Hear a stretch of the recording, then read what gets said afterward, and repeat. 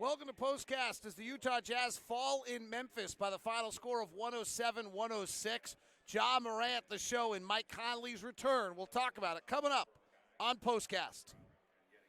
POSTCAST is brought to you by the store at 600 South and 20th East. Also now located at the Gateway, right across from the Children's Museum, and also on 900 South and 100 West. And there's only one way to deal with a loss like this, and that's a mudslide cookie or locked-on mudslide ice cream, frankly.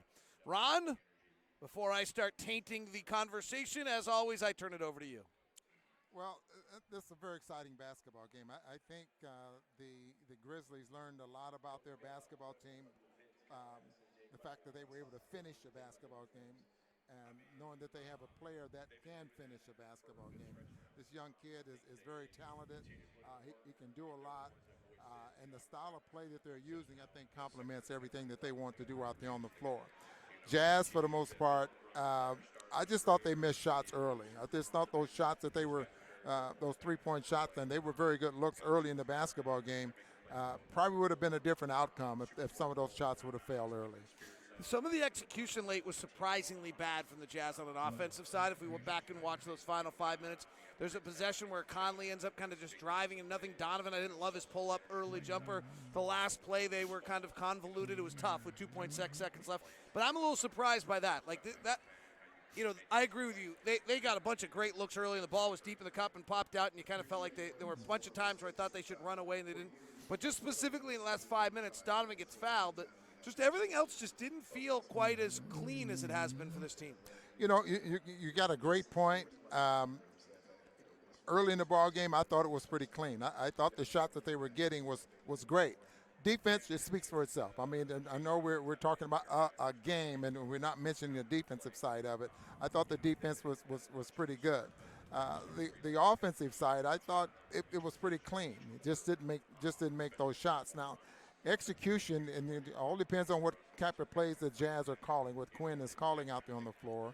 And you mentioned it during the broadcast that they seem to be running the same play over and over, just depending on, you know, who was down there on that wing. They were getting something out of it. So then they didn't run it late, actually. They then changed the way they were running stuff. Yeah, exactly.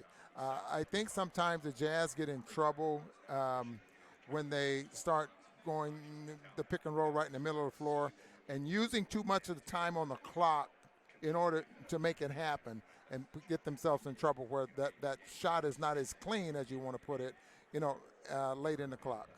The other part of this storyline is that Ja Morant was outstanding. Number 2 pick. He won the game for them the other night in Charlotte. He basically won the game for them again tonight. This kid is outstanding. He gets great hops. He's crafty off the dribble. I think he's not one of those guys that shoot off the dribble with a jump shot from 15 to 18 feet away, but he's a pretty good spot-up shooter.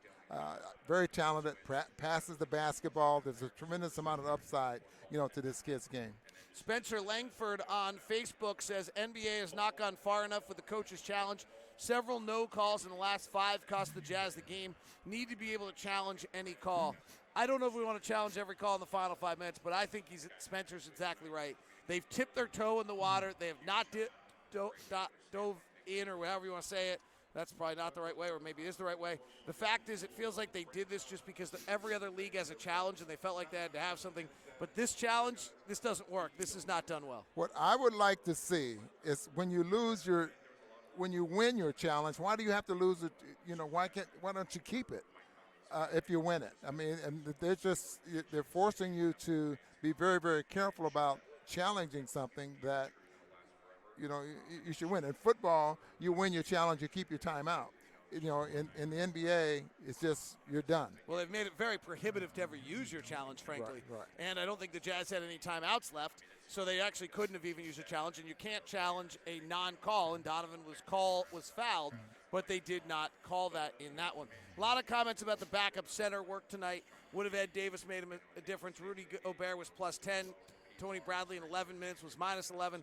Tony has struggled in both the last 2 nights. I think you're seeing the value of Ed Davis. Yeah, you can see the difference in the size, I think, with and the speed, you know, of the opponent, especially tonight. And Tony just did not was not able to handle that. Something we're getting used to because Gobert's just the best in the world is Rudy's ability to guard two guys at once. What's happening to Tony Bradley on the pick is when he commits to the ball handler, the guy the big behind him is getting every dunk and every layup. Yeah. It's what Rudy Gobert gets all the time. We're just so used to it because Gobert is so incredible at guarding two guys. It might not be that Tony Bradley's that bad at it. It might be that Rudy Gobert is just unbelievable. Yeah, you got a point there, but whenever you have a guy that's backing you up, you would like to see productive minutes out there in the short period of time you're going to be out there sparing, someone like Rudy Gobert. And I don't think right now, at least tonight, we really didn't get that.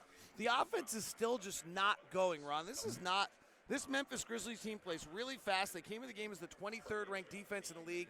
I would have expected a better offensive game out of the Jazz tonight. This offense is not clicking yet. It's not going. It's not consistent, and when it goes, it's not going long enough. I mean, there's spurts, and again, I'm sure that Quinn is going to be looking at the type of players that he has out there on the floor at the same time, which is going to really make a difference in guys that play well together, guys that can pick other teammates up when they're not playing well. That starting five that the Jazz put out there on the floor, if one guy is struggling, Conley's struggling, but everybody else is doing their part.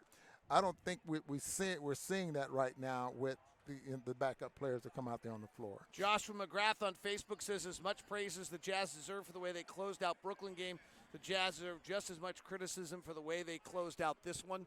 It's probably fair, and Ja Morant was way better than Kyrie Irving, interestingly enough. Yeah, you're absolutely right. I mean, there's no ifs, ands, buts about that. That's a great point. Jazz unable to make the plays late. Mike Conley tonight, his return, it did seem as though, frankly, Mike's now he ended up hitting two. He had missed about 12 straight threes at one point, and they were all short. So I think that's, worth keeping. But he just didn't seem, he didn't make shots. I don't know if he seemed uncomfortable. He just didn't make shots. He was 5 of 19. Yeah, 5 of 19, 35 minutes. He was out there on the floor. And it'll get better. You just don't realize how difficult it is to come back with all the emotion and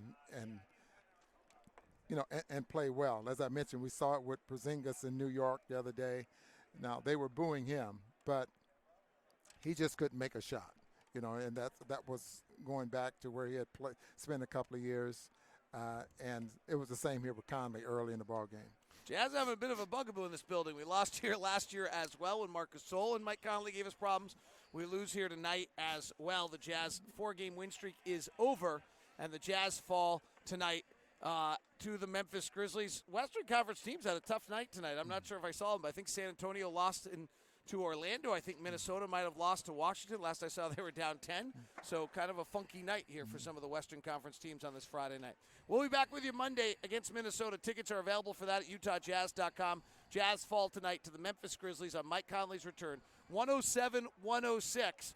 The passage of the torch here in Memphis was clear. This is Ja Morant's town now, and he is the real deal. The Jazz will try to get back on the winning ways on Monday. Have a great night.